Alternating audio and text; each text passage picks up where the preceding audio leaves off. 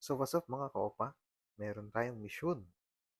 So ayun, pupunta muna tayong Pasay. Yan, ito ang gagamitin ng sasakyan. Tanong, pwede ba kami manghuli sa hindi namin area or outside area of responsibility? Ang sagot, yes, syempre. National kami eh. Pero kailangan makipag-coordinate sa regional office and police station ng nasasakupan. So ayun, pumunta muna kami dito sa NCRPO sa Taguig City para makipag-coordinate at para iwas bulilyaso sa ating misyon na mag-serve tayo ng warrant of arrest. So, andito tayo ngayon sa condo sa may Pasay. Kasama natin yung mga snapping mga security. Shoutout sa inyo mga sir! At dito sa mga kasama nating mga complainant. So, ayun, dala-dala ko dito yung copy ng warrant. May nakapagbigay kasi sa atin ng tip na dito nagtatago daw yung isa sa mga wanted person natin.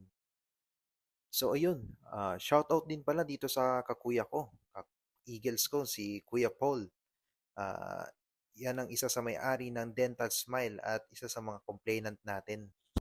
Siyempre, kasama din natin ang mga tracker team natin o yung mga warrant personnel natin, mga nakasibilyan yan. So, ako lang yung naka-uniform. So, kailangan natin merong isang naka-uniform personnel na magsaserve ng warrant of arrest. So iyan, nauna yung security officer natin dahil siya ang magtuturo kung nasaan ang target.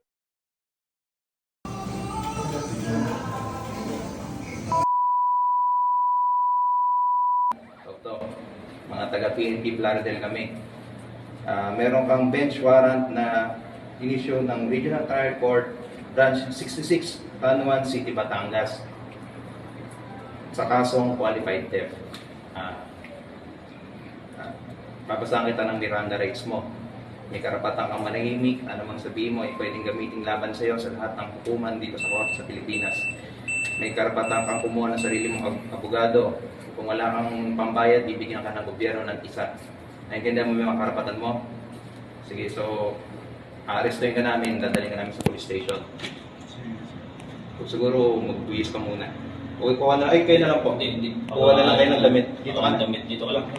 Dito kasama ito, sir. Wala lang kasama. Dito ka na, dito ka na. Dito ka na. So ayun, yung kaso niyang qualified theft, yung pala yung kanyang pinagtrabahuhan na ninakawan daw niya. So itong subject natin, ang dami pala niyang mga modus. Nagpapanggap siyang architect at taga-Air Asia. So ayan, diretso na natin siya sa Plaridel Police Station. Ano babasahan mo sa kanya? Sa Taguig pa yan. Sa Taguig pa SPD. Merienda Doctrine. Oh, saka makakita ng ganyan, ha? Kailangan Sabi meriendahan ka pa namin. Pakita mo yung drinks mo. Uy, 36 drinks mo.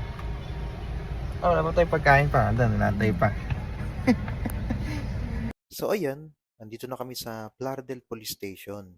Halos 2 oras ang biyahe namin pabalik dahil sa sobrang traffic. Hindi ka taga Air Asia? Ha? Hindi ako tumuloy, sir. Pero nagtrabaho ka doon? Hindi na, sir. Kasi nung time na dapat magsa-start ako, sir, May ID siya dahil ng Air lumabas na Asia. yung warrant, sir. Pero to, fake itong ID mo ng Air Asia. Hindi, sir. Company, temporary ID issued siya, sir. For probationary. Kasi nung sinabihan ako sa... Itong BIR mo, saan mo to na ano? Saan mo to na kuha ang pangalan mo na to? Saan, sir? Itong BIR, saan mo nakuha yung BIR mo na to? Sir? Ito. Itong Kyocho. Nung nagpogo kami nga, sir, pinagawan kami ng mga ano. Saan nyo nabili? Saan nyo ito pinagawa? Yung sa company na pinasukat ko na pogo yan, sir. Ganyan. I-address ha? Ang tanong, pwede bang masampahan ng kaso ang isang peking pangalan or hindi niya tunay na pangalan? Ang sagot, yes, kung iyon ang pagkakakilanlan sa kanya ng nagsampa ng kaso. Pwede sa kanya ma-serve ang iyong warrant. So, makikita nyo, mga kaopa, yan, meron pa siyang isang warrant of arrest na na-serve na rin natin sa kanya kahit hindi niya tunay na pangalan. Sana marami tayong natutunan mga kaopa. Salamat sa panonood. Peace!